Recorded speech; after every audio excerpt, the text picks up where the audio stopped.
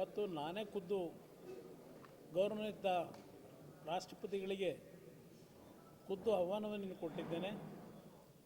ಅದರ ಹಿನ್ನೆಲೆಯಲ್ಲಿ ಇವತ್ತು ಕಾರ್ಯಕ್ರಮದಲ್ಲಿ ಭಾಗವಹಿಸ್ತಾ ಇದ್ದಾರೆ. ಆ ಕಾರ್ಯಕ್ರಮದಲ್ಲಿ ನಾನು ಭಾಗವಹಿಸಲಿಕ್ಕೆ ಬಂದಿದ್ದೇನೆ. ನಾನು ರಾಷ್ಟ್ರಪತಿಗಳ ಜೊತೆಲೇ ಬರಬೇಕಾಗಿತ್ತು. ಆದರೆ ಇವತ್ತಿನ ಕಾಕತಾಳೀಯ ನನ್ನ ಹುಟ್ಟದ ಹಬ್ಬ. ಆ ಹಿನ್ನೆಲೆಯಲ್ಲಿ ನನಗೆ ಆಯ್ಕೆ ಮಾಡಿರ್ತಕ್ಕಂಥ ಬೆಂಗಳೂರಿನಿಂದ ಪ್ರಾರಂಭ ಆದರೆ ಮೈಸೂರಿನವರೆಗೂ ಎಲ್ಲ ಅಭಿಮಾನಿಗಳೇ ಇದ್ದಾರೆ ನಾನು ಬೆಳೆಸಿರ್ತಕ್ಕಂಥ.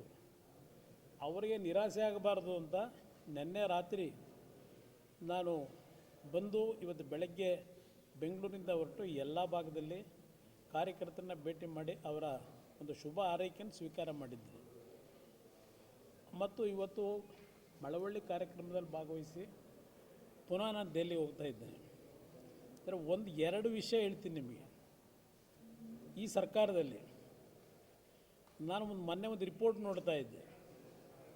2800 ರೈತರ ಆತ್ಮಹತ್ಯೆ ಈ ಸರ್ಕಾರ ಬಂದ ನಂತರ ಆಗಿರ್ತಕ್ಕಂಥದ್ದು. ಇದರ ಬಗ್ಗೆ ಸರ್ಕಾರವೂ ಚಿಂತನೆ ಮಾಡಿಲ್ಲ. ಆ ರೈತರ ಬಗ್ಗೆ ಯಾರೋ ಕಾಳಜಿ ಹೊಂದಿಲ್ಲದೆ ಇರತಕ್ಕಂಥದ್ದನ್ನು ಕಾಣ್ತಾ ಇದ್ದೇವೆ. ಒಂದು ಸರ್ವೆ ರಿಪೋರ್ಟ್ ನೋಡಿದ್ದೇನೆ.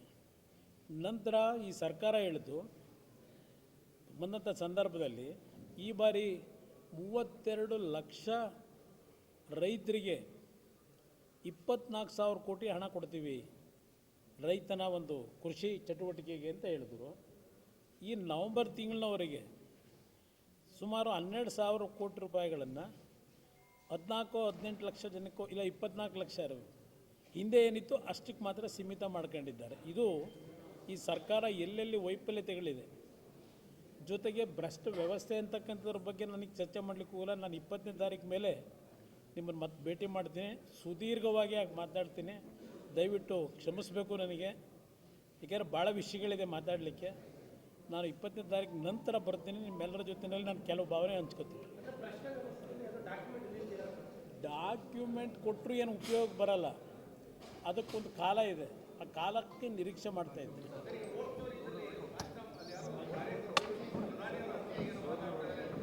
ಈಗ ಇಲ್ಲೇನೋ ದ್ವೇಷ ಭಾಷಣಕ್ಕೆ ಏನೋ ಒಂದು ಬಿಲ್ ತರ್ತಾವ್ರಲ್ಲ, ಅಲ್ಲಿ ಕಾಂಗ್ರೆಸ್ನ ಕಾರ್ಯಕರ್ತರಲ್ಲೇನೋ ಒಂದು ಪ್ರಧಾನಮಂತ್ರಿಗಳ ಬಗ್ಗೆ ರಿಯಾಕ್ಟ್ ಮಾಡಿದ್ದಾರೆ. ಸ್ವಲ್ಪ ಅದನ್ನು ಅರ್ಥ ಮಾಡ್ಕೋಬೇಕು.